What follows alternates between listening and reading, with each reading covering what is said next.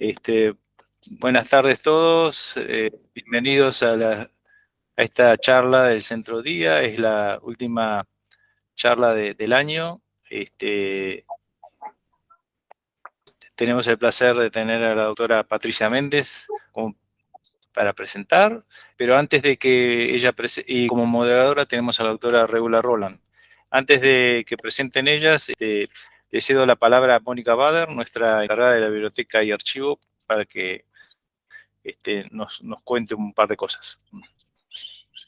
Hola, buenas tardes a todos. Bueno, en un principio quería comentarles que ya nos mudamos. Nuestra nueva dirección es Peatonal Belgrano 3563. Igualmente les va a llegar por escrito. Y estamos a unas pocas cuadras de la estación de San Martín. Desde Retiro es muy fácil llegar. Y a unas 12, 13 cuadras de la Universidad de San Martín desde el Tornavías. Bueno, lo que quería pasar a comentarles tiene que ver con la charla de hoy.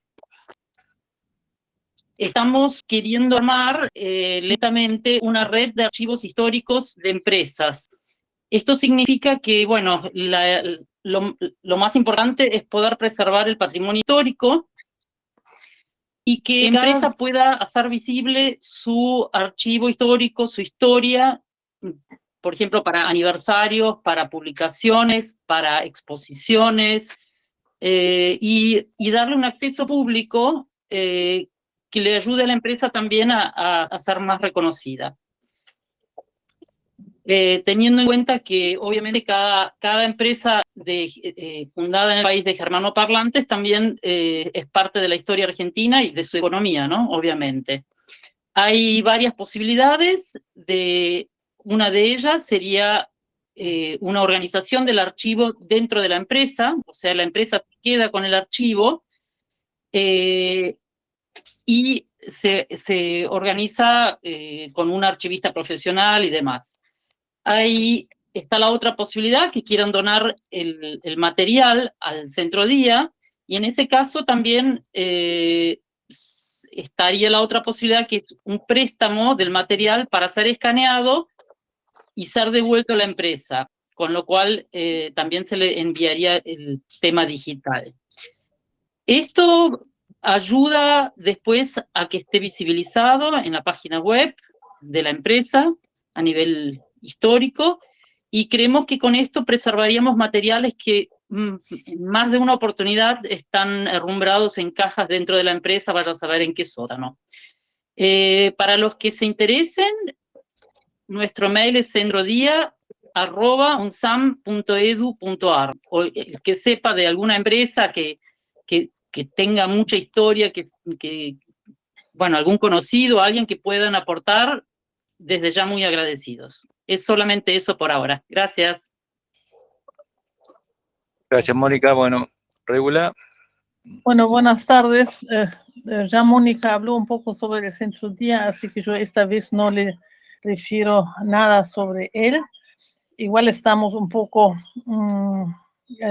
en ese asunto de la mudanza, donde uno se siente como que no sabe bien dónde está parado. Pero voy a presentar en vez ahora a Patricia Méndez. Patricia es, bueno, en realidad yo había visto su nombre en un libro que ella aquí lo puede mostrar, sobre la arquitectura alemana en Buenos Aires, y está subiendo varios artículos propios en un sistema que se llama Academia. Entonces yo veo que está trabajando muchísimo sobre cosas históricas de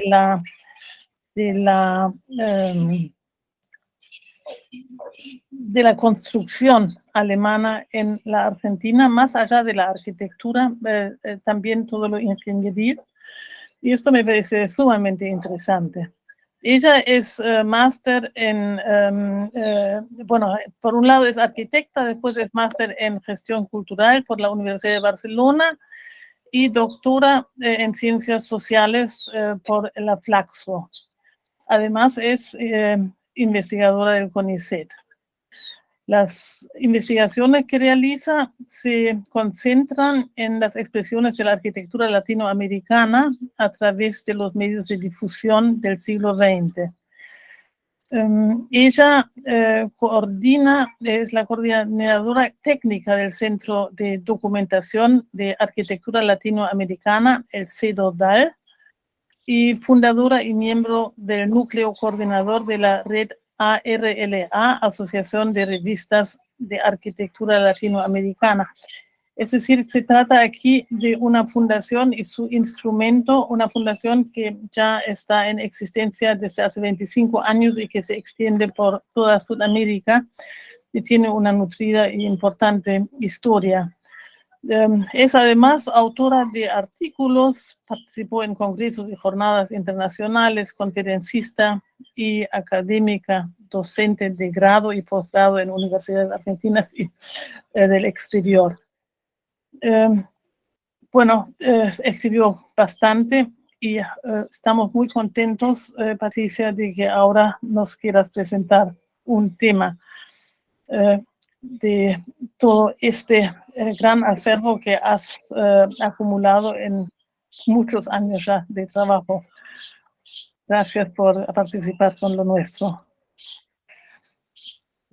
Bueno, la agradecida soy yo en todo caso. Primero, no sé si están viendo pantalla completa, vamos por la parte técnica o tengo que cambiar algo. Está perfecto, está perfecto. ¿Ven todo? ¿Sí? Ya. Si no, me dicen, no sé si me va a funcionar a mí, pero ya vemos.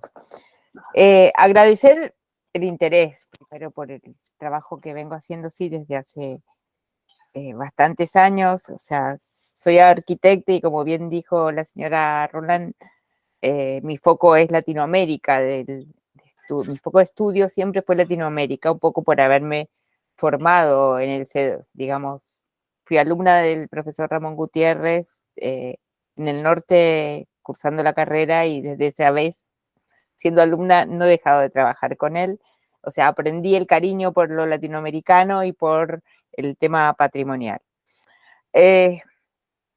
Uno no se puede desprender, aunque uno se pregunten acá, las empresas alemanas, construcción de Buenos Aires, no se puede desprender de aquello que es el foco, mi foco de estudio, que son habitualmente las publicaciones periódicas o las revistas de arquitectura, como se llaman, que no son de decoración, digo, esta aclaración.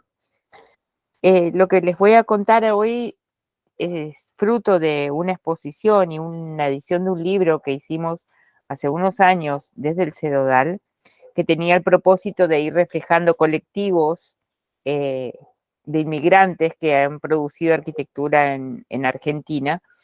Y gracias a una colección que voy a mencionarles ahora en el transcurso de la presentación, pudimos indagar en todo lo que era arquitectura proveniente de Alemania, originada, formada arquitectos alemanes, etc. Por supuesto, ustedes deben saber mucho más que yo de todo este tema y las historias de algunas de las empresas que voy a contarles. En realidad, en ese minuto, cuando hicimos la exposición, uno era un poco inconsciente, ¿sí?, de todo lo que había por detrás cuando empieza a realizarla, digamos. Repasando un poco el trabajo que hice en ese momento para esta presentación, me di cuenta de que hay muchas más cosas y que se puede seguir profundizando aún más. Este libro databa del 2005 y que fue retomado luego en una edición bilingüe en 2010, creo que fue Argentina invitada a la Feria Internacional del Libro en Frankfurt, fue el país invitado, y la exposición se llevó en ese momento al Museo de Arquitectura que funcionaba allí. Hace un ratito comentábamos con los primeros que estábamos aquí, esta devolución que hay o que yo espero, por ejemplo, de cada exposición que se hace, que haya una devolución a la sociedad o que quede algo. Y en ese momento, cuando se hizo en Alemania esa presentación, yo sentí que esto había vuelto a su casa, digamos que habíamos cumplido el cometido, pero no los quiero marear más con este tema, vamos a lo nuestro. tengo que agradecer, sí, a las instituciones que permiten que esté con ustedes, el CONICET, porque me facilita poder hacer investigaciones diversas, al CEDODAL, que es mi ámbito de trabajo natural, a la Universidad del Biobío, donde me permite dar a conocer lo que aprendo investigando también, a ustedes, especialmente a la señora Regula y al señor Roberto, que tan cordialmente me convocaron a esta presentación. A ver.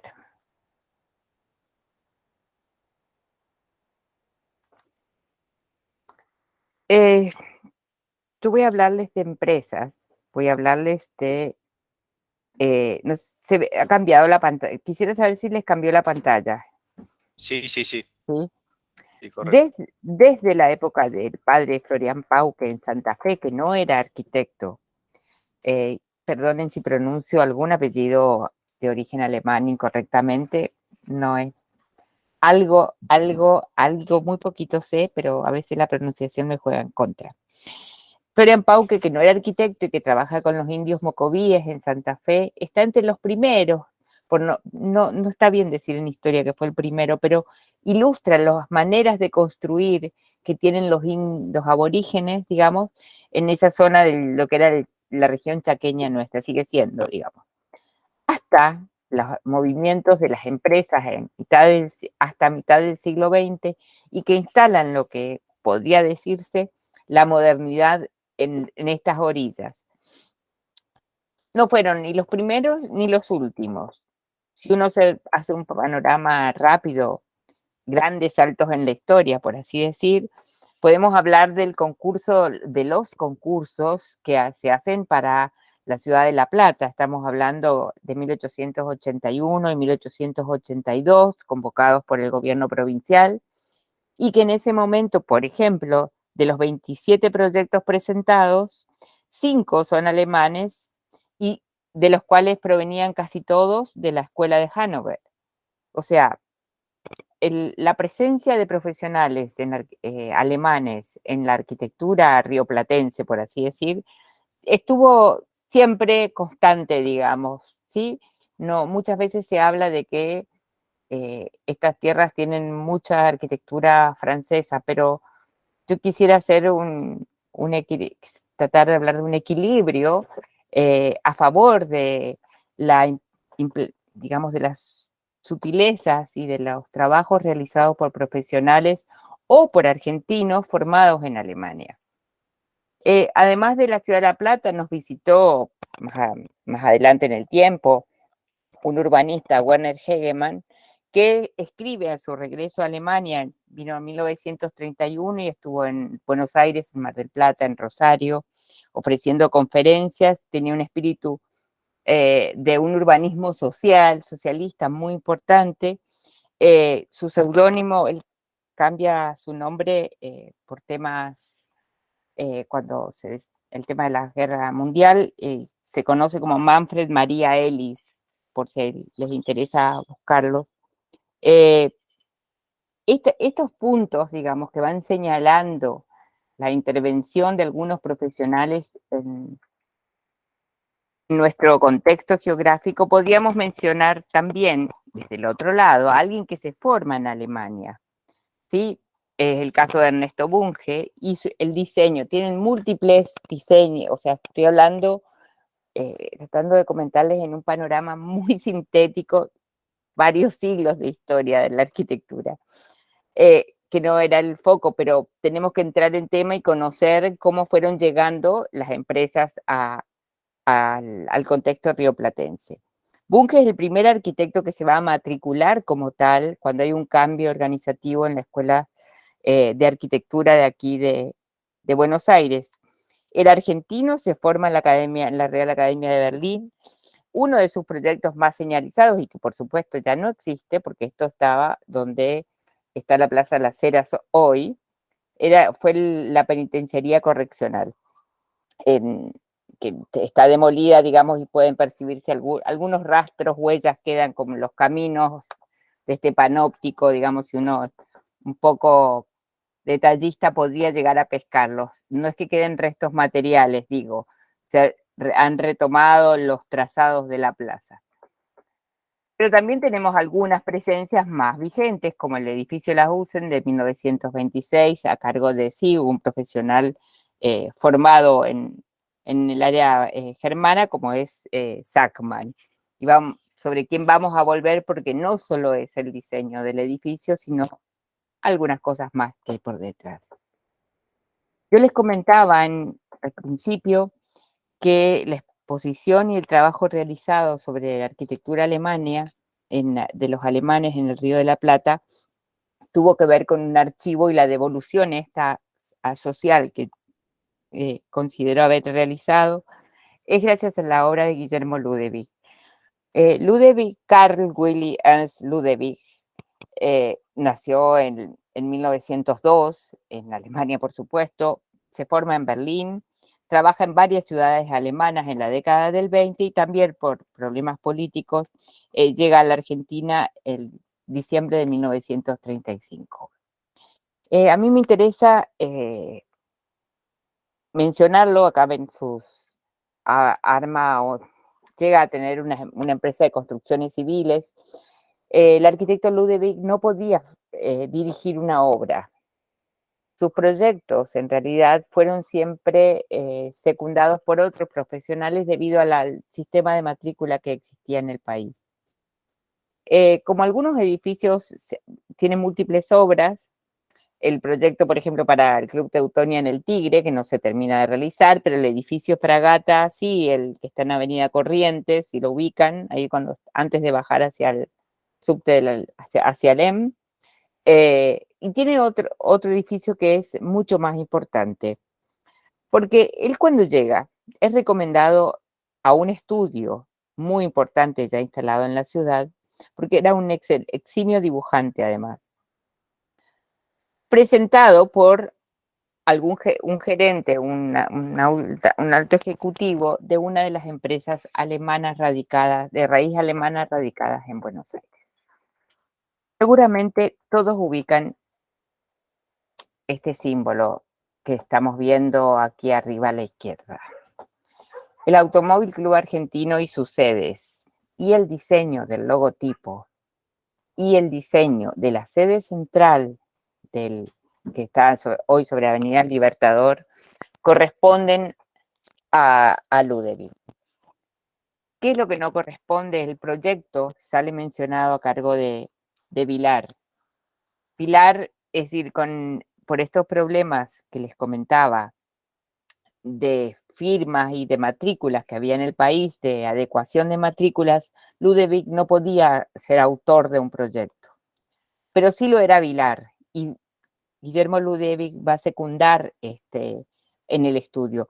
El logotipo, el estudio de los logotipos y demás, y cómo se decide para este plan nacional, digamos, ya están claramente, pues están firmados por él y demás.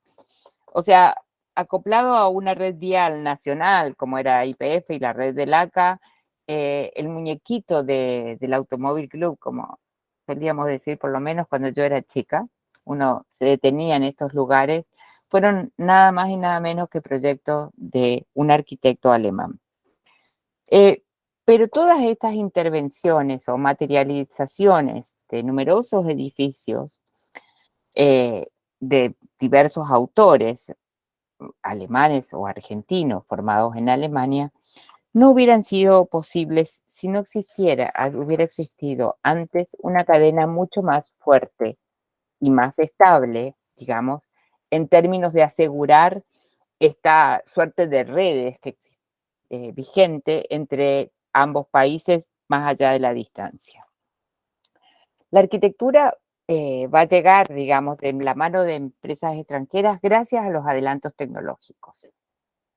En general va a empezar con un sector industrial dedicado a la producción de energía eléctrica y que conforma un patrimonio bastante diferenciado hasta la actualidad, digamos, y mayoritariamente, digamos, sea en energía eléctrica o en industrias de grandes escalas, como obras hidráulicas, puentes y estructuras de hormigón de dimensiones mayores, hasta ese momento, digamos, que no se realizaban estas gestiones en la Argentina, van a estar desarrolladas gracias a las empresas alemanas.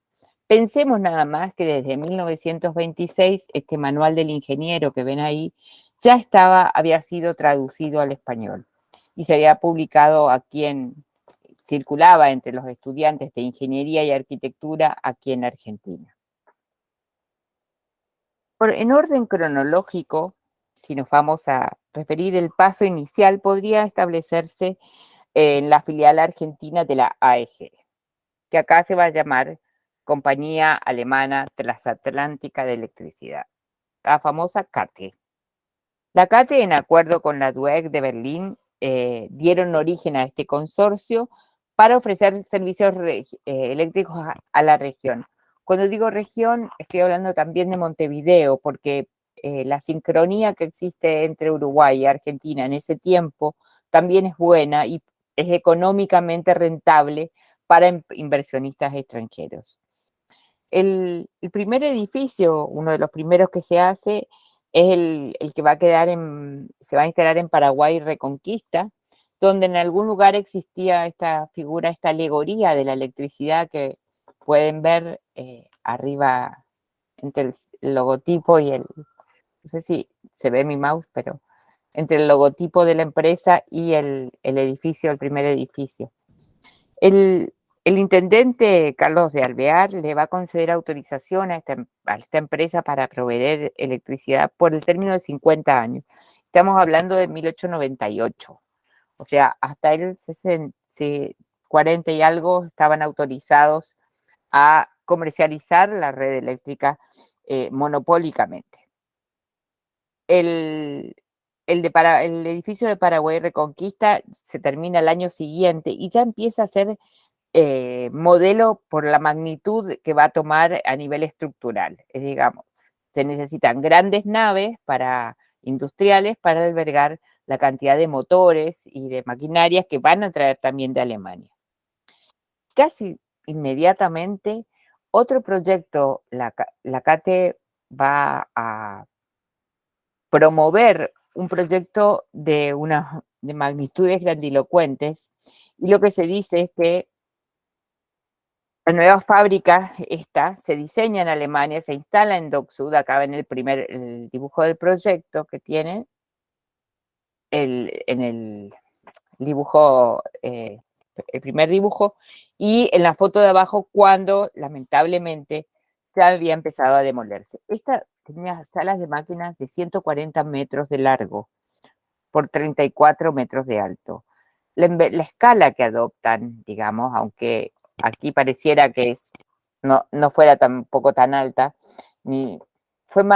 para la época fue muy impresionante, y además por el tipo de energía que producían para toda la región. Insisto con esto porque aún, y ahora hablemos del siglo XX y del finales del siglo XX, esta fábrica fue desmantelada, todo este edificio que era muy, muy interesante. Además, la disposición y demás, solo nos quedan estos restos, como la foto de la derecha, que suenan más bien a muñones y no al recuerdo de lo que fue realmente este ámbito. Otra de las grandes instalaciones que más conocida y mayor trayectoria en el tiempo, digamos, es la Siemens. Siemens también llega a la Argentina casi en simultáneo que se instala en Alemania, alrededor de 1860 y demás. El tema de los ferrocarriles es lo que la atrae a estas regiones, porque exportaba material telegráfico a Chile y a Argentina para los ferrocarriles. ¿Qué pasaba? También ellos fabrican cables, entonces entra en competencia cuando llega CATE y se le da el monopolio. No podían estar atendiendo el mismo tipo de mercado, por así decir. Había un pacto solidario, digamos, de no interferencia empresarial. De tal manera que se van a reestructurar en el mercado local y van a instalar 3 áreas dentro de Siemens. Siemens Schuckert para corrientes de alta tensión y fuerza motriz, Siemens Halske como corriente de baja tensión, teléfonos automáticos, tableros, relojes, y Siemens Vaunion para todo lo que era constructivo, y va a especializarse en obras hidráulicas específicamente y sanitarias. Esto va a establecer una magnitud digamos, dentro de lo constructivo, que va a atender edificios. Tiene la sede de su edificio en Rivadavia al 800, como pueden ver ahí la imagen, que había sido diseñado en Alemania por el ingeniero Hertlein, y Pablo Gerlach es el que lo va a dirigir desde Argentina, también formado en Alemania. El edificio era todo automatizado, tenía sensores traídos de Alemania, sistema de telefonía y de interruptores, una cosa que ahora suena un poco prehistórica, esto de los cables, pero en su momento también fue un shock a la modernidad, por así decirlo. Participaron en grandes obras dentro de la parte hidráulica también, o sea, no es que solamente se dedicaron al cableado y atender todo lo que era telefonía, que ahí es donde nos suena más cercano, sino que en la construcción del subTC, de la línea C, en la cloaca máxima, en muchas obras de los hermanos Kalnay, otros arquitectos que hicieron varios cines, hicieron el Luna Park, uno de ellos, por ejemplo, en represas como el Chocón, en Atucha, etc. No fueron las únicas, llevo mencionada una eléctrica, esta que intermedia entre el eléctrico y el cableado, y ahora empiezan a aparecer aquellas que sí se van a dedicar a todo lo que es la parte constructiva. Dickerdorf y Wittmann van a trabajar, como dice acá, en obras de cemento armado. Es pionera en sistemas de prefabricación. Y eso es lo interesante, a diferencia de Siemens, que trabajaba con hormigón armado, ellos van a trabajar con acero post-tensado, digamos, un acero especial, un poco la suerte de Mecanos, que se van a ir armando con los primeros moldes de prefabricación. Va a tener sucursales en Chile y también en Montevideo, digamos, Buenos Aires generalmente era el centro hacia donde se disparaban, digamos, como establecimiento único, central, y luego Montevideo, Santiago de Chile, y eventualmente ciudades del interior como Rosario o Córdoba, donde también tenían otras sucursales. Entre las obras que hacen Dickerdorf y Wittmann, este libro que están viendo, esta portada del libro que están viendo a la izquierda, fue editado en Alemania también alrededor de 1935. Y el edificio que muestra hacia la derecha es el Palacio Salvo en Uruguay. Weiss & Freytag es otra de las empresas. Ellos trabajan con temas de cemento. Son los autores digamos, han participado, no proyectualmente, pero sí en la construcción del Hotel de Inmigrantes, por ejemplo, del depósito de aguas que está ahora en Villa Devoto, de los desagües pluviales de la segunda red que tiene la capital federal, y la sede del Deutsche La Plata Zeitung de 1931. O sea, hasta este momento teníamos grandes estructuras y nos vamos acercando a la que, digamos, se considera la empresa de mayor producción de origen alemán, de raíz alemana, con mayores producciones a nivel nacional. GOP, Compañía General de Obras Públicas, Sociedad Anónima, y nunca pudimos todavía conocer qué quiere decir GOP. Así como está escrito, los archivos de la empresa no, por lo menos en su momento no pudimos dar con ellos. Se dedicaron a construcciones de corte industrial, pero lograron montar en todo lo que fue el sistema de arquitectura de la Argentina una suerte de custodia de las grandes obras, por así decir, de estar presente en lo que fue la modernidad, abrir las puertas a la modernidad en varios órdenes, no solamente en lo constructivo, sino en lo visual hacia afuera, cómo se presentó la empresa hacia el exterior de sí misma.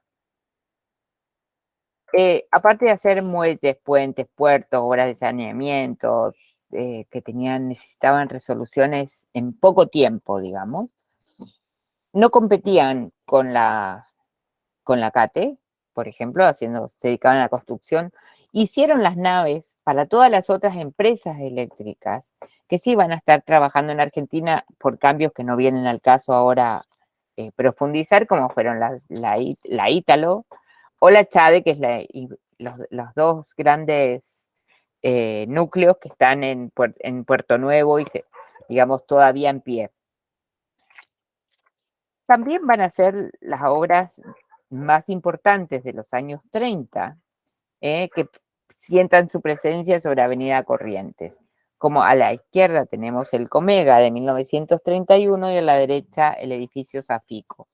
Cualquiera de los dos implicó, por la cercanía al Río de la Plata, la constitución del terreno, sobre todo el Comega, donde se instala una adecuación fuerte de las napas subterráneas y de todo lo que fue la estructura que está de manera interna y sostiene el resto del edificio. En ese sentido, debe mencionarse que GOP tenía, como pueden ver aquí, unas fotos de sus oficinas, múltiples empleados trabajando en forma simultánea, y vamos a ver más adelante una imagen de lo que fue la realización de esas grandes estructuras. GOP era muy ordenada, por lo que entiendo, ya que hay una colección de negativos de vidrio y de films que se resguardan en el archivo del CEODAL y que muestran cómo iban relevando cada obra sistemáticamente, no digo diariamente, pero sí cada paso importante estaba registrado en imágenes.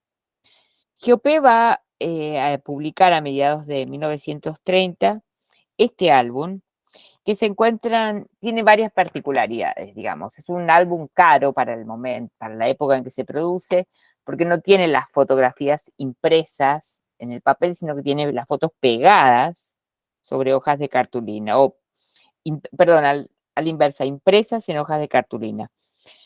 Lo habitual para la época era que se hacían copias de laboratorio y se pegaban, porque era muy cara el sistema de impresión. Estas son hojas de cartulina con incluso guardas de grabado. Este ejemplar que van a ver aquí, yo voy a comentar algunas cosas, no posee datos del autor, está en el archivo del Instituto de Arte Americano, y trabaja, como todo lo que se hacía en GOP, bajo el anonimato empresarial. Digamos, no se puede detectar fácilmente el autor específico ni del álbum, ni de las fotos o de un edificio. En general, se firmaba únicamente bajo el nombre de la empresa. Sin embargo, algunas imágenes como esta que hemos de los estudios proyectuales que hay, de los proyectistas que hay, algunas tienen fotos, firmas de fotos. Hay algunas fechadas cerca del 1936 con la firma de esta casa de Deutsche Fotohaus, que también era de raíz alemana. Hay fotografías con el nombre de Adolfo Kasten, de Werner Schumacher. Este fotógrafo sí lo teníamos más analizado con otras de las colegas que me acompañaron en esta investigación, y realizó fotografías posteriormente, no es para este álbum, sino que sabemos que en 1942 estuvo actuando. Además, publicó varios libros, etc. ¿Qué pasa con el álbum de GOP?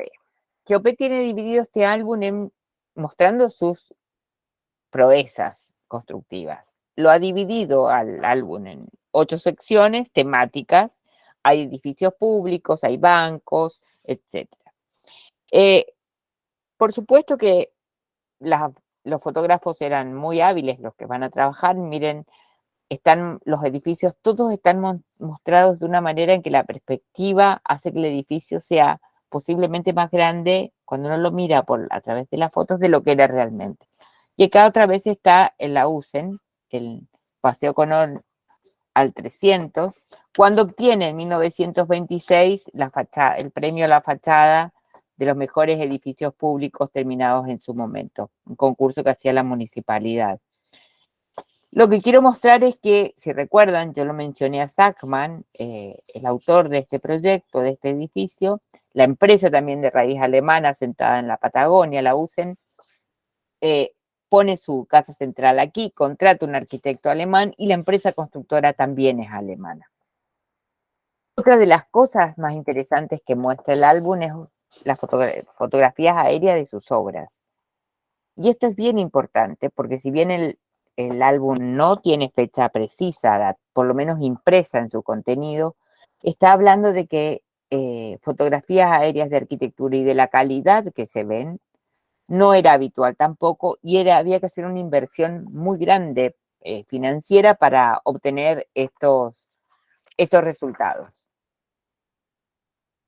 Evidentemente lo que ahora serían los departamentos de comunicación, ya se llamarían así, de GOP, eran muy buenos.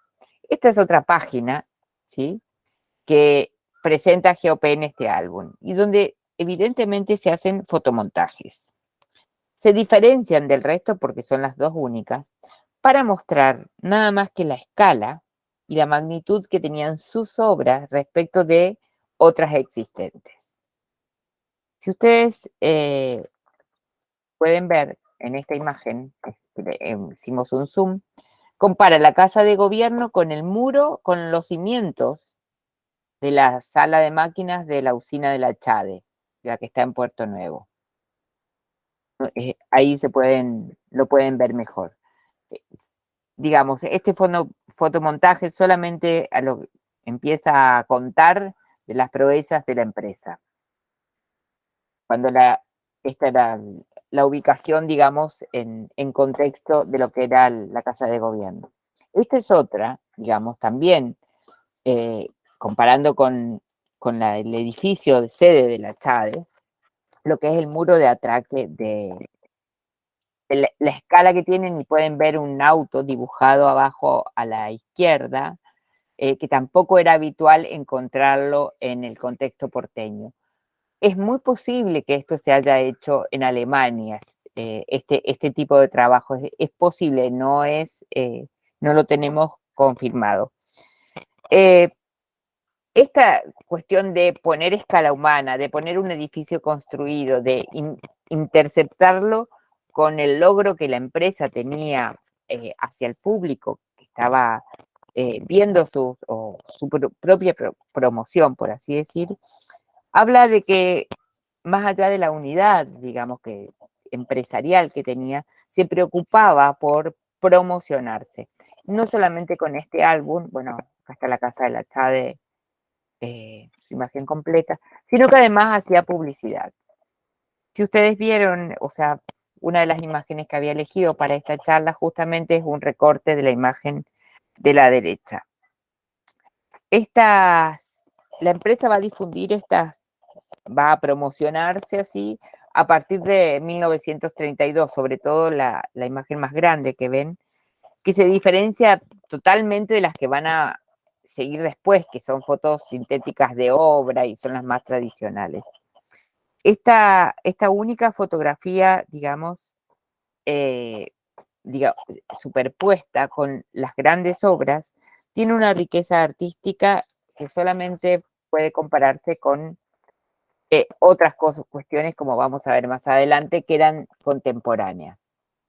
En una única imagen van a poder ver de izquierda, en sentido del reloj, todas las obras a las que ellos les dan importancia. Las dos usinas de Puerto Madero, la CIAE de 1908 de 1928 y la de Puerto Nuevo de la CHADE, la importancia que adquieren todo lo que es la instalación eléctrica, los tableros eléctricos en ese sentido, la usina General San Martín en el puerto de Ingeniero Guay, excavaciones en el puerto porteño con torres y grúas de construcción, y la última, a la izquierda de la imagen y debajo de la usina de Puerto Nuevo, el dique de Cacheuta en la provincia de Mendoza con sus dos etapas constructivas, 1914-1916, que no le correspondería, pero tienen que readaptarlo, y 1924 al 25, que sí forman parte de GOP.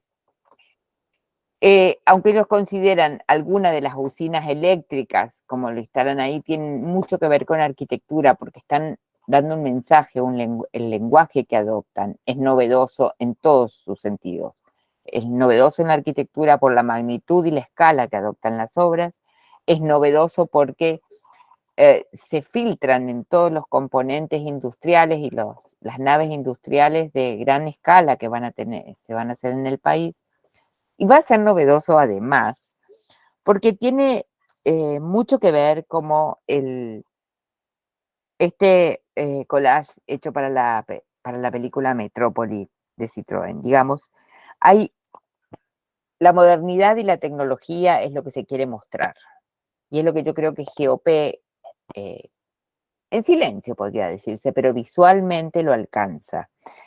No solamente estos iconos cumplen una función documental, por así decirlo, sino también arquitectónica y cultural, si los pensamos desde otro lugar y con la distancia histórica que se puede tener. Están demostrando que cualquiera de estas firmas, digamos, y sobre todo GOP por la producción esta de comunicación que tiene, que la sabe llevar, posiblemente en las otras existan, aunque no he tenido la suerte de cruzarme con sus archivos, pero esta empresa traspasa el océano, digamos, en el sentido de que promueve desde en el ámbito local lecturas mucho más contemporáneas a lo que estaba sucediendo en Alemania en ese momento, en todo lo que tiene que ver con el diseño comunicacional, el diseño tecnológico de su puesta en arquitectura, etcétera, en escala, en la apropiación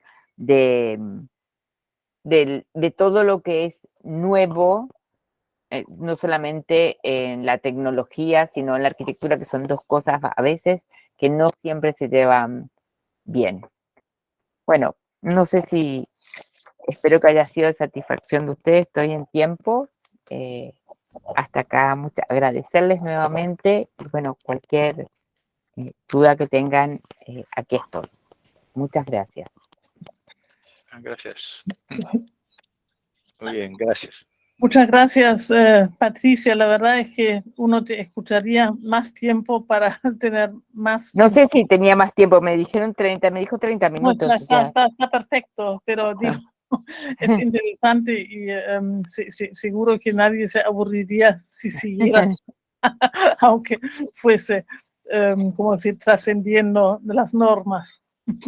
Así que muchas gracias. Te quiero preguntar, ya que tengo la palabra, lo primero sobre GOP. GOP era una firma argentina, argentino-germana, o ¿cómo estaba configurada? En realidad empieza otra firma previa, que es Philipp Holzmann. Esa es la primera, la compañía Philipp Holzmann es la primera a través del Banco Alemán Transatlántico, digamos. Ahí hay un sistema de negociación y luego empiezan digamos, hay cuestiones financieras y económicas que a mí se me escapan, que terminan conformando luego, a lo mejor alguien de los que esté aquí lo sabe mejor que yo, la Compañía General de Obras Públicas Sociedad Anónima, que nació en 1913, concretamente el 14 de mayo de 1913. Roberto Hartmann es el director, y presidente era Samuel Hale Persson, que era para mí, porque con ese apellido era de raíz inglesa, más que nada, no germana, o sea, Samuel, el presidente de la compañía. Lo que se va a ir dando a lo largo de estas compañías, van a ir transformándose y uniéndose, un poco lo que pasa ahora, digamos, si ponemos en términos de... son los momentos que yo creo financieros, y no es una historia a la que me dedico, pero que pueden permitir o acercar este tipo de cosas. No sé si te sirve eso, Regula.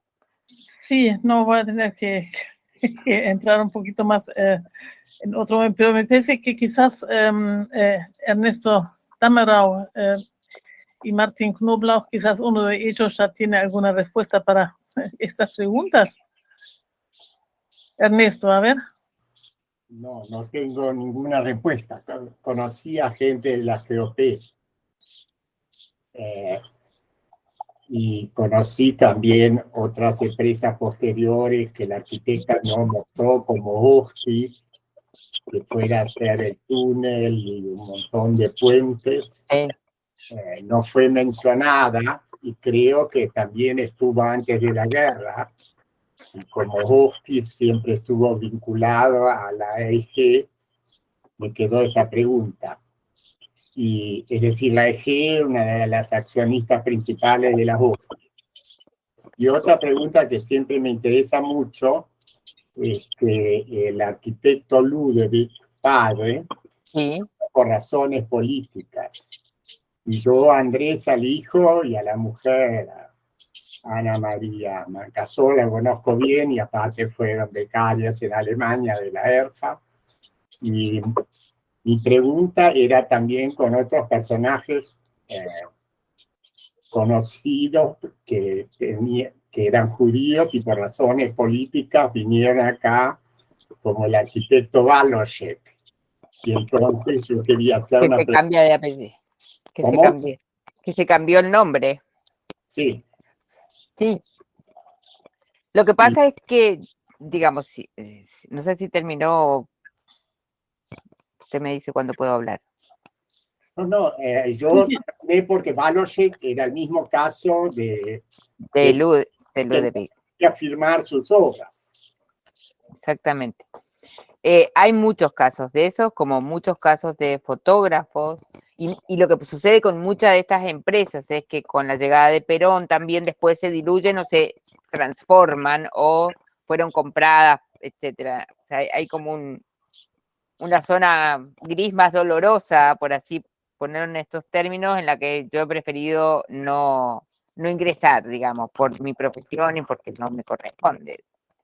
En cuanto a los arquitectos, sí, yo lo único que hice hoy fue ofrecer unas pinceladas para no me gusta presentar el tema de las empresas llegaron porque vinieron volando y aterrizaron, digamos, había antecedentes en temas de historia y bueno, si lo conoce Andrés, pensé que a lo mejor estaría hoy acá.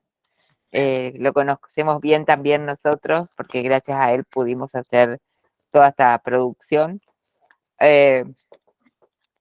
La verdad que no siempre además quedan nombres omitidos involuntariamente, como el caso de varios arquitectos seguramente que los hay, y yo o sea, en el diccionario que hicimos en ese momento biográfico, que no sé si el libro que es bilingüe lo tiene, no recuerdo, el español seguro que lo tiene. El español lo tiene, sí. Y el español lo tiene, hay muchos más, y con el listado completo de las obras que hicieron, o por lo menos de las que teníamos conocimiento en ese momento. Imagínense que no existía internet cuando hicimos esta producción, donde uno, o era bastante más difícil acceder a internet, no era que no existía, sino que uno trabajaba como podía. Bueno. No, solamente también quería expresar que es un orgullo que un exalumno del Colegio Goethe, Luis Bruno, después fue decano de la Facultad de Arquitectura. Sí, también lo conozco. Sí. Sí, Damero conoce todo. No, para nada. Sí. Martín Knoblauch, a ver, usted tiene otra pregunta. No se escucha. ¿Está destilado el Sí, ahora sí. Quería mencionar algunas cositas. Primero, Holtzman siguió trabajando hasta los 80s acá, hasta que desapareció, porque se fusionaron muchas de estas enormes compañías. Y Ernst Holtzman era en 1975, cuando yo trabajé con ellos en Buenos Aires, era una empresa enorme en Alemania. Era una de las 4 empresas más grandes de ingeniería. O sea, esta historia de Holzman y GOP es todo un canal que se abrió porque de GOP después apareció Coamco. Y tanto entre GOP y Coamco hicieron, creo que casi todos los correos, edificios de correos de todas las provincias del interior. Puede ser por la época, sí. Entre ellos la del Correo Central, pero también los correos de la provincia. Y lo que pasó que después la empresa entró a figurar en nombre de los directivos que en parte eran accionistas minoritarios o mayoritarios, pero que eran la cartelera visible. Ujú. Es eso respecto de GOP Holzman. Pero dentro de esa listado me faltó el subte línea A. Hay muchos más. Yo se los puedo leer a todos. El subte Perdón. línea A fue un hito Perdón, más que grande. no le faltó. Estaba en una de las fotos.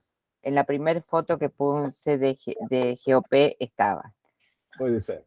Puedo ponerla de nuevo, pero sé que lo puse al subte porque es un hito, o sea, en todos los sentidos. Sí estaba. Y Sí, también estaba. fue un hito para la EG, porque se hizo con tecnología absolutamente novedosa. Cuando se construyó acá, que se terminó en el 13, esa tecnología todavía no se usaba en Alemania. Es cierto. O sea, trajeron, fue un poco un lugar de ensayo. La tecnología, digo, ahora eléctrica, no tanto de la construcción, porque en realidad se hizo a cielo abierto, que era una cosa visto desde hoy en día bastante primitiva, ¿no? Sí, pero bueno, me queda el resguardo de que no lo mencioné, pero que estaba en la foto, estoy segura. Perdón, disculpen. No. Bueno, lo que veo en lo que estamos discutiendo es que en realidad la parte ingenieril tiene mucho más peso, o por lo menos tanto peso como la parte arquitectónica. ¿Esto ustedes lo han visto así, Patricia, o cómo es esa diferencia? Porque GOP, en realidad, trabajando para arquitectos de diferentes proveniencias, no es, digamos, el Correo Central de Buenos Aires no era una obra de arquitecto alemán. No, Norman, de francés. Es decir, quisiera saber un poquito cómo esto tiene que ver con el auge industrial en Alemania misma. No conozco el auge en Alemania, digamos, de ese momento. La verdad no. Yo lo desconozco. O sea, trabajo en el ámbito nuestro. Lo que sí, porque estuve trabajando con estas participaciones, porque a mí me interesaba, en ese momento yo venía trabajando todo lo que era patrimonio industrial, o que se daba a conocer así, y había diferencia, digamos, saltaba las diferencias generalmente en este país que es aluvional principalmente, de origen aluvional, porque son todos, o sea, y hasta mi generación por lo menos, puedo decir que uno de nuestros abuelos era de otro país, no era Argentina. Sí. Entonces, generalmente se dice, Buenos Aires tiene estilo francés, la mano de obra era argentina e italiana. Y yo decía, no, cuando empiezo a indagar a partir de estos trabajos, un poco antes, la intervención que hay, empecé a descubrir, pero uno tiene un límite también de extensión para producir y de tiempos. Es muy interesante todo el tema de la historia empresarial y de las obras que van haciendo. Yo también creo que hay una suerte de hermandad, por así decir, si se puede. GOP tenía una escala, como recién nos comentaban, muy importante, desplazada en todo el país, pero además hay una suerte de hermandad colectiva. Además, funcionaba en la Sociedad Central de Arquitectos que yo mencioné al inicio, era quien va a proteger a los arquitectos alemanes cuando vienen acá de alguna manera. No es que les va a habilitar la matrícula, pero sí les genera un espacio de contacto y de interrelación, y en esas idas y vueltas las empresas también estaban metidas, introducidas en este discurso. No es posible separar además la profesión inicialmente dependía de matemáticas y ciencias exactas, así que no era nada raro hasta el 47, que la Facultad de Arquitectura se independiza como tal. Todo lo previo se estudiaba arquitectura dentro de exactas y antes que eso dentro de ingeniería. Entonces somos una suerte de primos, ¿no?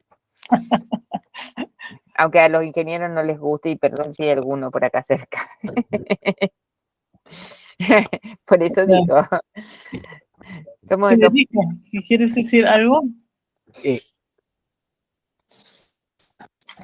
Bueno, Yo yo le iba a quería... decir que soy ingeniero, pero No hay problema, sí, es la discusión eterna, pero nos divertimos en el fondo, no hay problema. sí. No, pero bien mencionó el Hütte, en los 60 yo usé el Hütte para aprender. O sea, Sí.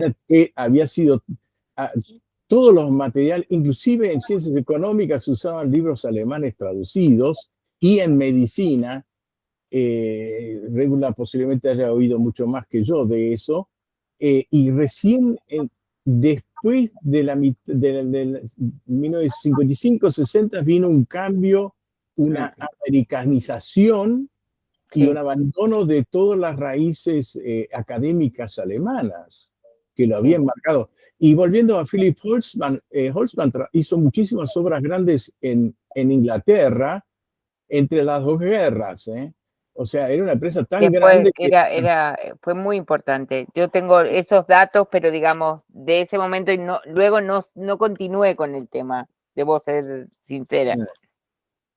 Bueno, también hay otra cosa que entiendo, que las normas de construcción aquí hasta los años 80 eran las normas alemanas, y recién en los años, bueno, a fines de los años 80 y en los 90 se hizo un cambio de las normas de construcción en la Argentina. Es decir, mucho más tarde de lo que uno supondría. Sí, Martín, usted quizás tiene más conocimiento de esto. Bueno, de las normas de construcción...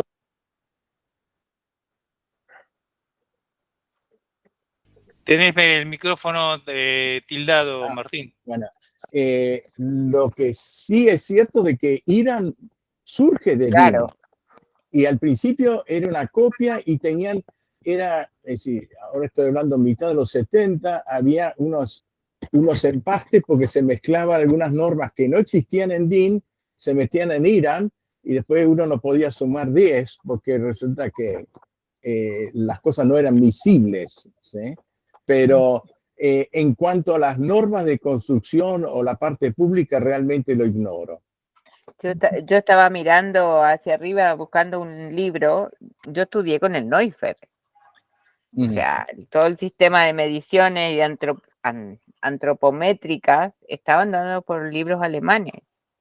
Cuando la contextura nuestra no es la misma, digamos, y las distancias y todo también cambia. Pero bueno, hay mucha influencia y para eso están ustedes aquí. Y creo que el centro de día salva esas carencias que hemos tenido durante años. Bueno, uno tiende a querer abarcar todo, pero es muy difícil abarcar todo, ¿no es cierto? Es decir, yo, por ejemplo, tú eres la primera a quien encuentro que puede hablar sobre esto. Quizás habría podido dirigirme al arquitecto Gutiérrez, en efecto, con, tu profesor, ¿no? Tu maestro. Pero no es fácil encontrar quien sepa estas cosas. Estoy, por ejemplo, buscando desde hace tiempo para una persona en Alemania quien sepa algo sobre la historia de empresas, que es el mismo problema que ahora tenemos que ¿cómo decir?, que soslayar, porque todavía aquí en la Argentina se nota que esto está o por crecer o por nacer, no sé. Es muy difícil de saber en qué estado está hasta que uno encuentre a alguien que ya se va ocupando. Yo creo Y, que hay, perdón, que yo creo que hay, no me acuerdo en este momento, pero creo que hay. bueno, me remito. Una asociación de historiadores de empresa, yo la he visto en algún momento. Sería fantástico que me comunicaras esa Me va a información. llevar un tiempo hasta que... pero yo tengo idea de haber revisado en algún lado esto. Me parece. Yo pregunté a por lo menos media docena, casi una docena de personas susceptibles de saber de alguien si lo supiera, pero no lo pude encontrar, así que muy, muy agradecida si finalmente surge, claro. Pero es así, es decir, la información hasta que se vuelve pública siempre tiene sus caminos escondidos, ¿no? Es cierto. Sí. No sé si tenemos más preguntas para Patricia. Roberto, quizás. Ernesto tiene una pregunta. Ernesto, sí, disculpas. Sí. No, solamente quería hacer un comentario del tema de las normas que expresó el ingeniero Knoblauch.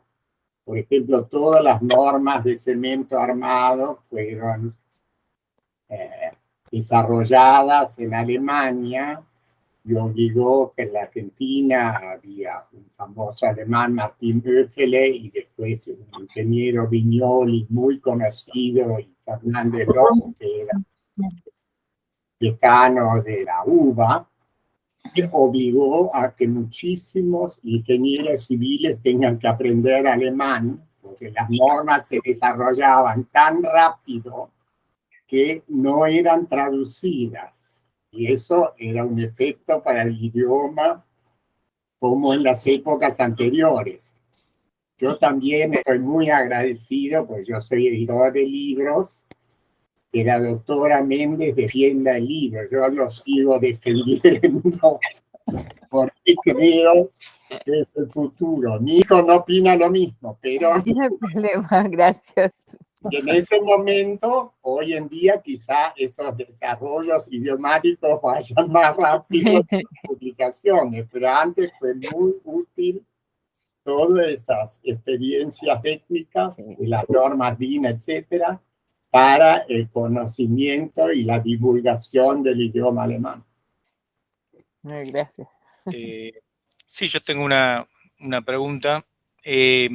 Que usted mencionó en algún momento la rapidez de construcción de las empresas. Sí, yo justamente recuerdo que, por ejemplo, el obelisco fue construido en 3 meses. Y yo digo, me cuesta imaginar que hoy, hoy se puede hacer lo mismo en ese lapso, ¿no? Si se puede hacer un obelisco en 3 meses hoy día. ¿Qué es lo que... ¿3 meses? Sí, no sé, leí algo así. Pero usted mencionó el tema de que la rapidez de construcción de las obras. Había no sé, los gobiernos presionaban para los tiempos o no sé, o hay algo más para eso. Yo no creo, no lo sé a eso, pero lo que más duda me plantea es el tema del obelisco en 3 meses. Yo creo que no, porque además el obelisco, y ahí GOP sí tuvo injerencia, Sí. en la base del obelisco es donde se cruzan las 3 líneas de subte, y tuvieron que hacer una estructura especial, porque además pasa un canal de la cloaca máxima. Hubo que hacer el equilibrio, digamos, estructural que hubo que gestionar ahí, fue muy importante. Yo no estoy segura del obelisco, lo que sí le puedo decir es que el Teatro Ópera... Ahí, mi fuente es Wikipedia. Dice, inicio 20 de marzo, No, 20 de marzo del 36 y finalización el 25 de mayo. 23 de mayo, claro. Puede ser, no me acuerdo. En ese momento, Alberto Prebisch, que era el arquitecto claro, que lo estaba haciendo su hermano, era el ministro de Economía. Claro. Y Del Oro Maini era, digamos, también era uno de los que estaba trabajando ahí, era amigo de ellos, digamos. son coyunturas, digamos, pongámosle este nombre.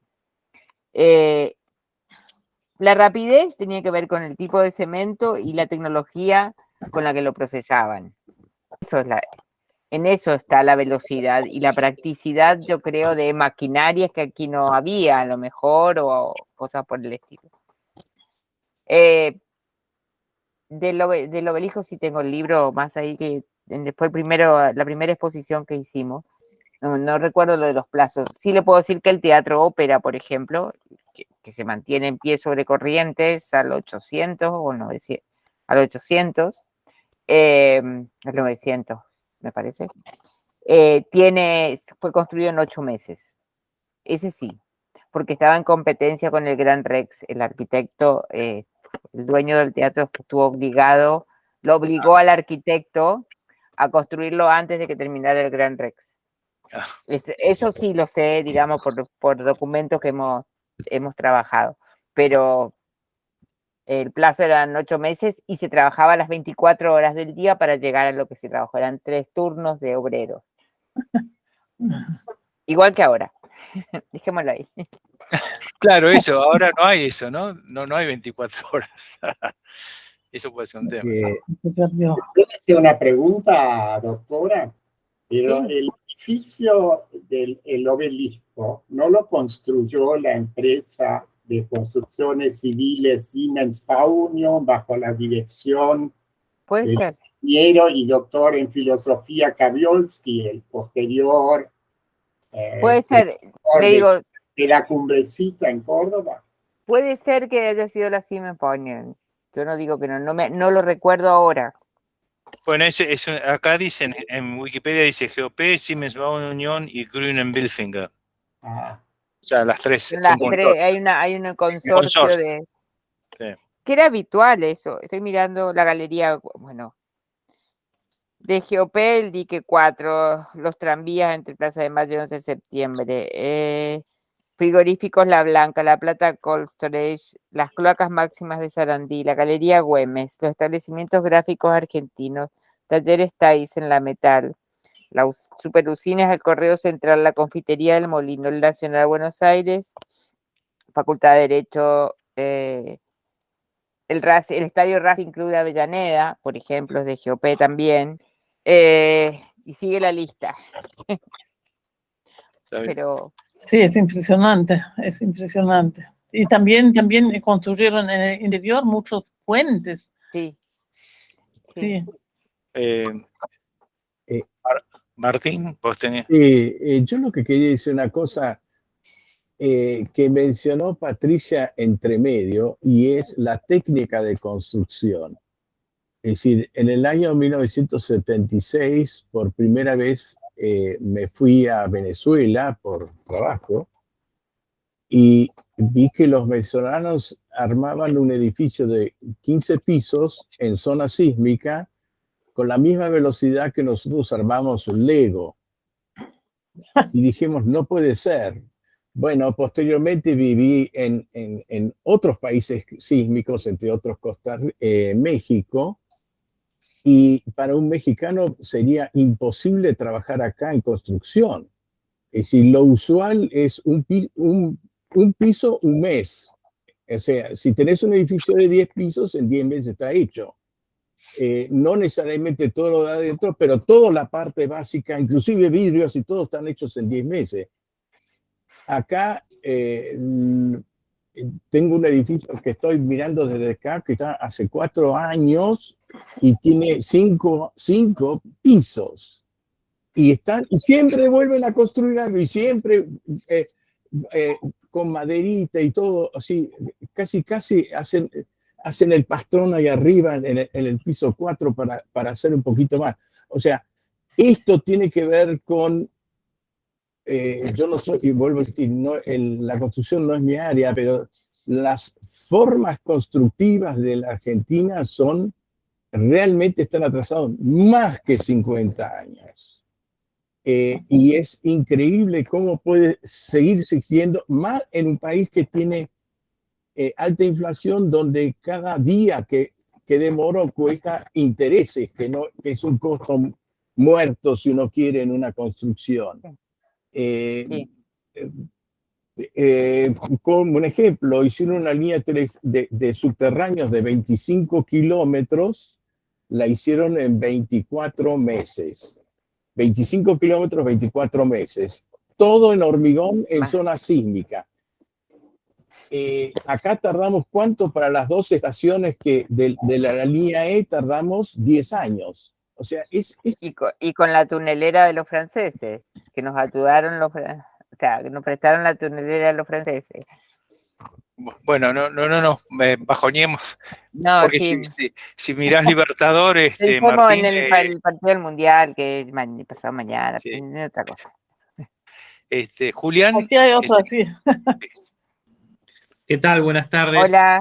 Yo tengo 2 preguntas bastante diferentes. La primera tenía que ver con respecto a las publicidades de las empresas. Quería saber aproximadamente desde qué año y en qué revistas, en qué medios las empresas, digamos, de construcción como la GOP, sobre todo esas las más importantes, comienzan a publicar. Perdón, ¿se me escucha bien? Sí. Sí. ¿Cuándo comienzan a publicar, teniendo en cuenta que hay revistas de arquitectura desde 1880, cuando se funda la Sociedad de Arquitectos, y antes también hay un periódico de 1875 que habla de arquitectura, se editan varios, 7, 8 números, hay que pensar, y acá hay un editor presente, que en ese momento, digamos, bueno, voy a empezar a hablar de las revistas, no nos vamos a ir más. Quienes financiaban las impresiones eran las empresas, como pasó en todas las revistas. No sé si sos arquitecto o diseñador o... No, soy arquitecto, el tema me interesa porque justamente... Bueno, entonces conoces Suma, vamos a hacerlo claro. Bueno, Suma se financia, porque yo fui parte del staff de Suma, de la vieja Suma, que no la verás en la biblioteca, no de la actual. Suma, como cualquier revista de arquitectura, o sea, específicamente, se trabajaba, lo que paga la edición son las empresas. Eso, digamos, es un punto que hay que tener bien en claro. Pero por otra parte, las empresas, además, hacían folletos, promovían folletos de inauguración de edificios, folletos que promovían para los aniversarios, digamos. Hay un sinnúmero de medios de comunicación que tienen, digamos, que puede decir, ¿cuándo fue la primera vez? Es una cosa bastante agradable, sentarse en una biblioteca y agarrar hoja por hoja y empezar a buscar. Aparecen. O sea, es lo que hago yo. Un ejercicio de la paciencia maravilloso, con papeles viejos y dar vuelta a la hoja y leer hasta que aparece. También los diarios, en los diarios. Bueno, también. los periódicos, sí, por eso digo, cuando hablo de medios de difusión en periódicos, y Julián, bueno, no sé si estabas desde el inicio, pero mi eje de investigación ha sido y será siendo todo lo que es medio de prensa de la arquitectura. Entonces, por eso aparecen estas cosas, digamos, estas publicidades que mostré. Por eso muchas veces el fotógrafo de arquitectura, otra cosa más, no estaba reconocido como tal. Pero si uno miraba las revistas de arquitectura muy bien ilustradas, al final de todo había un directorio profesional. Y aparecía un fotógrafo X, o casualidad con la misma foto chiquitita que estaba adentro. Claro, no se le daba el crédito donde debía darse, pero de alguna manera se estaba reconociendo su profesión en otro lado. Lo mismo va a pasar con las empresas constructoras, se van a ir, con el tiempo, se van además a ir especializando. La instalación de gas, la instalación de iluminación, van a aparecer estamentos distintos a los primeros, que son como obras más generales y completas, ¿sí? No sé si Salva, y la otra pregunta, ¿cuál era? Sí, no, como para acotar con eso, me interesaba muchísimo las cuestiones de la forma, cómo a partir de eso lo que venden, como decía usted, Patricia, venden modernidad y tecnología, o sea, se presentan de esa forma. Eso me parecía como muy rico para... Es que el tema del cemento y el hormigón armado, Y esta digamos, era en mi sus segunda variables, en todas sus variables, va a traer novedad. Es como, o sea, y vuelvo, no sé por qué ahora se me puso lo del gas. Cuando empiezan a aparecer las cocinas de gas, o sea, toda la publicidad, todo era como mejor se cocinaba, o sea, es lo mismo, era lo novedoso, la novedad era eso, y era lo que se promocionaba. Incluso salían estoy trabajando ahora con periódicos del año 40, en los suplementos dominicales del domingo, las grandes obras construidas, como si fueran, no sé, la octava maravilla del mundo, y son obras, digamos, que las notamos hasta pesadas, densas, si vamos a hablar del lenguaje estético, pero eran modernas para ese momento por el tema tecnológico, sobre todo. O sea, el Cábana, que es del 36, el edificio más alto de Sudamérica en su momento. Sí, o sea, pensemos tuvimos uno de los edificios más grandes.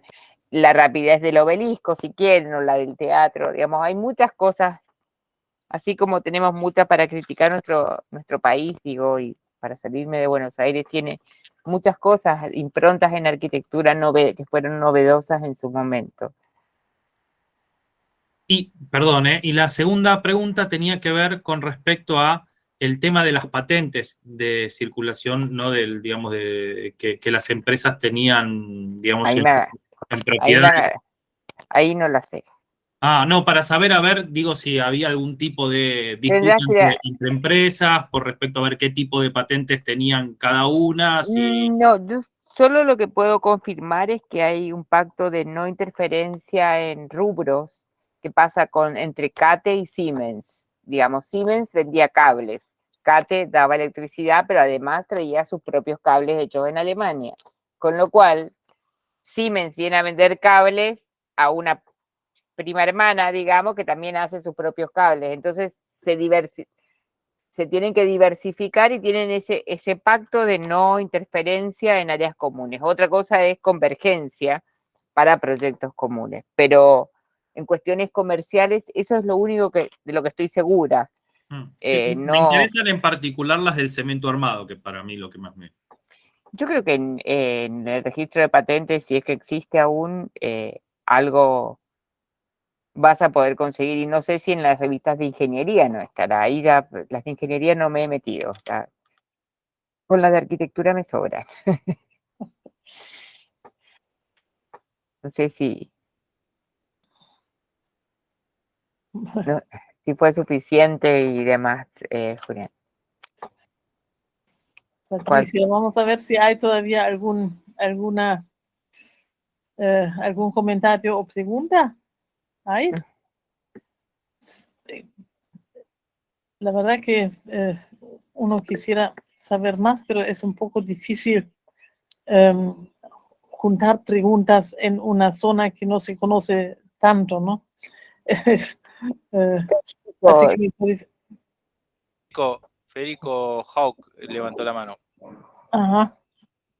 Federico.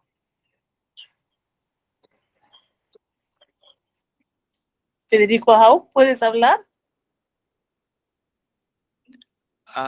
Quizás le falta volumen o el micrófono. No, el micrófono está, pero falta volumen quizás.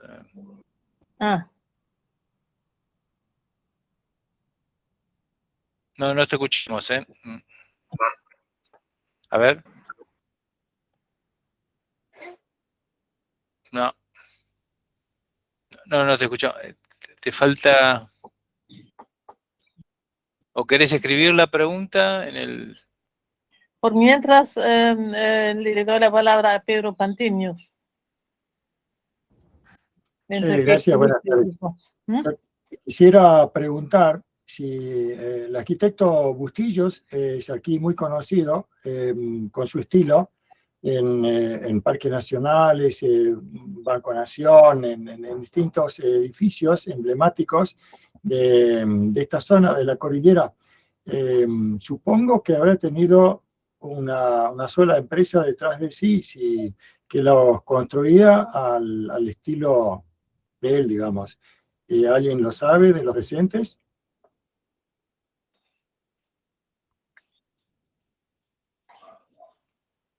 No. No, en base eran edificios públicos. Yo he estudiado a Bustillo, digamos, es lo que dice Julián, tenía el hermano en el ministerio, es cierto, y además esto iba por licitación.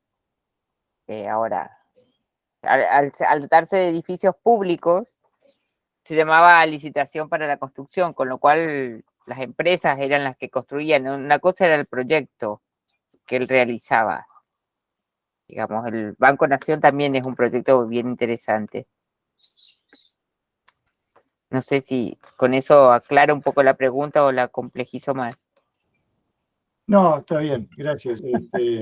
Y sí, se puede entender, o sea, el gobierno presentaba el proyecto del arquitecto Bustillos y el mejor oferente lo construía, si podía. Exactamente, digamos que sí. Ahora sí, quizás Federico, ¿puede usted hablar? No se escucha. No, se lo ve hablar. No puede escribir lo que es la pregunta. No se escucha nada. No, a ver. No se escucha. Escriba en el chat, si puede. A ver. El chat es donde está abajo, si ve al lado de las personitas, hay una parte para mensajes. Ahí. Ahora sí entendí bien, Patricia. En realidad la Facultad de Arquitectura es muy tardía aquí en la Argentina. No, es tardía en toda Latinoamérica, excepto en Uruguay. La de Montevideo es la primera de 1915, la de San Pablo es del 47, la de aquí también es del 47. San Juan es un poquito antes, creo que la UBA, pero el 80% de las facultades de arquitectura, bajo el concepto que se tiene hoy de Facultad de Arquitectura como una disciplina independiente del resto, nace en Sudamérica por lo menos nace en el año 40, salvo el caso de Uruguay, que es la primera que la instala a partir de una revista que la pide, que la cree y se crea la Facultad de Arquitectura. En casi todo el territorio no era que, insisto, quiero dejar claro esto, no era que no se recibían arquitectos, que no es lo mismo. Los arquitectos se recibían por una especialización o a partir de la Escuela de Ingeniería o de la de Bellas Artes. La de Santiago de Chile también es del 47, la de la Universidad de Chile, del 48 la de la Católica. Digamos, estoy pensando en otras. Se dice que en México estaba la primera. Estaba la Academia de San Carlos, de Bellas Artes de San Carlos. Pero entonces no es lo mismo, digamos, especializarse en arquitectura a partir de una carrera común que ser la concepción que tenemos hoy. Ahí veo que escribió algo, a ver. Sí. Muchos profesionales. Sí, eso lo comenté al principio, señor Federico, era hasta 1914, hay muchos que no llegan, digamos que tenían que adecuarse a la matrícula, después hay un recambio en la ley y demás, y creo que hay como una salvaguarda en algún momento de quien yo hablé, que era de Andrés Ludovic, él llega después de esto y por eso no la puede terminar haciendo. Pero le pasó a muchísimos que tenían prestanombre y de hecho no firmaban. O sea, no se escucha. No se escucha. Y todavía debe ser así, que el tema de... No, bueno, no. Pues, generalmente las profesiones, para ser médico acá... Hay algunas y algunas. Yo conozco la arquitectura, por ejemplo, hay acuerdos entre el Ministerio de Educación de aquí y las de otros países donde se homologan los títulos. Depende de lo que uno vaya a realizar, porque yo soy arquitecta teórica, profesora, yo puedo ejercer, digamos, en otros países como tal. A lo mejor en un país sísmico no, porque no tenemos conocimiento de esas variantes. Mm. Pero bueno. Bueno. Bueno, Patricia, Muchas gracias a todos y a todas. Ernesto, dame otra, a ver, la última pregunta. ¿Cómo? Federico tiene otra pregunta más. Sí, ¿no? Ernesto. Ernesto. No lo veo, sí. ¿Usted es porteña o es provinciana? Es una curiosidad personal. Y personalmente le digo, soy latinoamericana. Bueno, no soy porteña. Soy argentina, pero no soy porteña. Soy del exterior de Buenos Aires. No, yo le hacía una pregunta porque en todos los proyectos arquitectónicos, a raíz de ciertas inquietudes que tenía, había muchas diferencias después en la ejecución de los planos elaborados en las diferentes provincias, ¿no es cierto? Sí, es que uno no podía ejercer hasta ahora, hasta hace 2 meses, recién se han homologado también los títulos de arquitecto en las provincias. Si no, también era como los abogados o los escribanos, cada uno en su circuito. Sí. Y ahí viene mi pregunta, discúlpeme. No se preocupe, todo bien. Sí. Me vienen preguntando porque dicen que hablo raro, así que no hay problema. Bueno, pero agradecemos muchísimo, Patricia, eso fue una gran contribución y un tema muy realmente poquito, espero importante que... para nosotros. Sí, por ahí podemos profundizar el año que viene o otro año con una segunda exposición, pero por el momento realmente muy, muy agradecidos y contentos, ¿no? Tienen mi correo electrónico, se lo puede compartir a quien lo necesite, o sea, y de lo que esté bajo lo poquito que conozco y pueda colaborar, encantada, va a ser un placer también para mí. Muchísimas gracias. Muchas gracias, Patricia. Tenemos las charlas grabadas y muchas veces después alguna gente recién se da cuenta del tema y lo escucha más tarde. Así que siempre puede ser que alguien quiera saber más. Ningún problema, acá me están preguntando, el mail se los voy a escribir en el chat por si acaso, cuando gusten. Buenísimo. Encantada, o sea, lo que necesiten. Muchísimas gracias y quedamos en contacto entonces. Suerte con el centro y la mudanza. Ya voy a ir a visitarlo. Gracias. Ya voy a ir a visitarlo. Que Chao, estén buenas muy noches a bien, todos. buenas noches. Buenas noches, sí. Bueno, hasta luego todos los